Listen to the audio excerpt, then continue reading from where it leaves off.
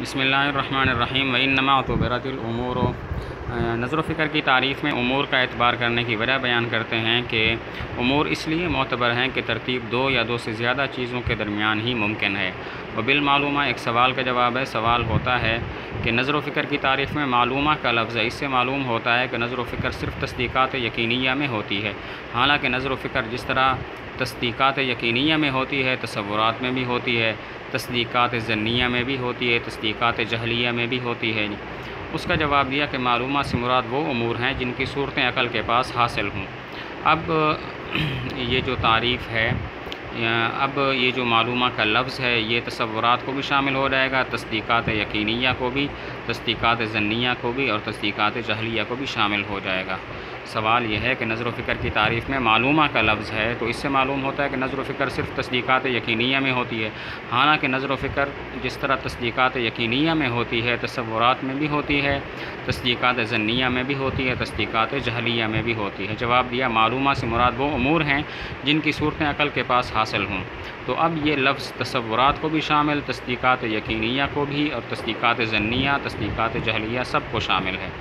ترجمہ کرتے ہیں وإنما اور نہیں ہے سوائے اس کے اعتبرت الامور امور کا اعتبار کیا گیا لأن الترکیب لا يمکن کیونکہ ترکیب ممکن نہیں ہے مگر دو چیزوں یا اس سے زائد کے درمیان۔ وبالمعلومہ اور معلومہ سے مراد امور ہیں، اور معلومہ سے مراد جو ہیں وہ امور ہیں جو حاصل ہونے والی ہوں جن کی صورتیں عقل کے پاس، اور وہ شامل ہیں تصوریہ اور تصدیقیہ کو، وہ شامل ہیں تصورات اور تصدیقات کو، یقینیات میں سے، ظنیات اور جہلیات میں سے۔ فإن الفکرہ اس لیے کہ فکر جس طرح جاری ہوتی ہے تصورات میں، یجری ایضاً جاری ہوتی ہے تصدیقات میں بھی، وکما یکون اور جس طرح جاری ہوتی یقینی میں، یکون ایضاً جاری ہوتی ہے ظنی اور جہلی میں بھی۔ اما الفکر فی التصور یہاں سے نظر و فکر کی مثالیں بیان کرتے ہیں۔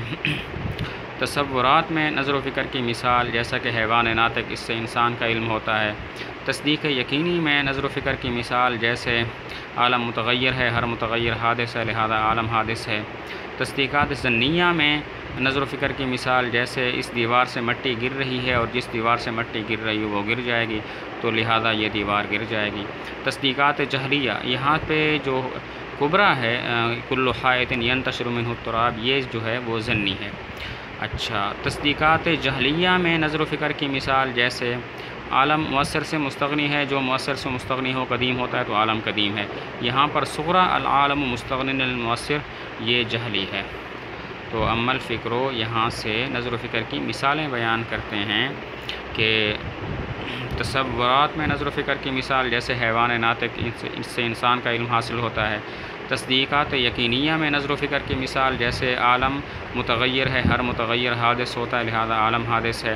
تصدیقات ظنیہ میں نظر و فکر کی مثال جیسا کہ اس دیوار سے مٹی گر رہی ہے اور جس دیوار سے مٹی گر رہی ہو وہ گر جاتی ہے لہذا یہ دیوار گر جائے گی۔ اور یہاں پر کل حائط ینتشر منہ التراب جو کبرا ہے یہ ظنی ہے۔ تو تصدیقات جہلیہ میں نظر و فکر کی مثال جیسے عالم مؤثر سے مستغنی ہے اور جو مؤثر سے مستغنی ہو قدیم ہوتا ہے لہذا عالم قدیم ہے۔ یہاں پر صغرا یعنی العالم مستغن عن المؤثر یہ جہلی ہے۔ ترجمہ کرتے ہیں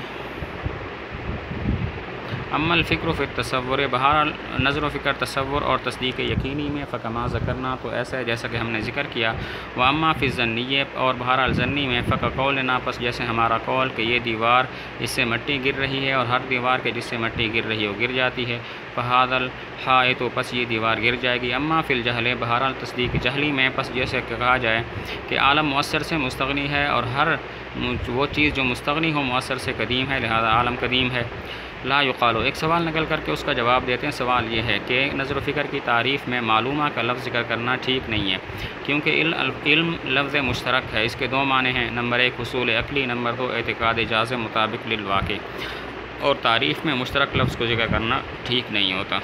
سوال یہ ہے نظر و فکر کی تعریف میں معلومہ کا لفظ ذکر کرنا ٹھیک نہیں ہے کیونکہ علم لفظ مشترک ہے، کیونکہ اس کے دو معنی ہیں، نمبر ایک حصول عقلی، نمبر دو اعتقاد جازم مطابق للواقع، پکا اعتقاد جو واقع کے مطابق ہو، اور تعریفات میں مشترک لفظ کو ذکر نہیں کیا جاتا۔ وہو اخص من الاول ایک فائدہ بیان کیا کہ علم کے ان دو معنوں کے اندر جو حصول عقلی ہے وہ دوسرے معنی اعتقاد جازم مطابق سے عام ہے، کیونکہ حصول عقلی اعتقاد کو بھی شامل، غیر اعتقاد کو بھی شامل، جازم کو بھی شامل، غیر جازم کو بھی شامل، مطابق للواقع کو بھی شامل اور غیر مطابق للواقع کو بھی شامل ہے۔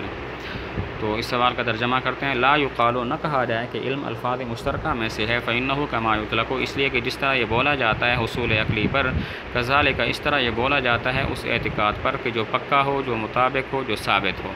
وہوا، اور یہ دوسرا معنی اعتقاد، اور یہ اعتقاد والا معنی اخص ہے پہلے معنی سے، اور تعریفات کے شرائط میں سے ہے بچنا الفاظ مشترکہ کے الفاظ سے، الفاظ مشترکہ کے استعمال سے۔ لأننا نقول، سے جواب دیا کہ لفظ مشترک کو تعریف میں اس وقت ذکر نہیں کیا جاتا جب کہ کسی ایک معنی کی تعین پر قرینہ نہ ہو، اور یہاں پر قرینہ موجود ہے کہ علم سے مراد حصول عقلی ہے۔ قرینہ یہ ہے کہ مصنف نے اس کتاب میں علم کا لفظ جب بھی ذکر کیا اس سے مراد حصول عقلی کو لیا۔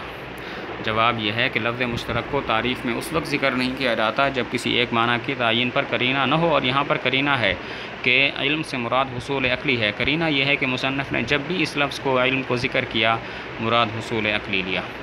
لأننا نقول، ترجمہ کرتے ہیں، اس لیے کہ ہم کہتے ہیں کہ الفاظ مشترکہ لا تستعمل، استعمال نہیں ہوتے تعریفات میں مگر جب کہ قائم ہو قرینہ تدل، جو دلالت کرے، علی تعیین الالفاظ من معانیہا، ان کے معنی میں سے الفاظ کی تعیین پر، اور یہاں پر قرینہ ہے دالتن، جو دلالت کرنے والا ہے اس بات پر کہ مراد علم سے جو مذکور ہے تعریف میں حصول عقلی ہے۔ فإنہ لم یفسر ہو، اس لیے کہ مصنف نے اس کی تفسیر نہیں کی اس کتاب میں، الا بہ، مگر اسی کے ساتھ، یعنی حصول عقلی کے ساتھ۔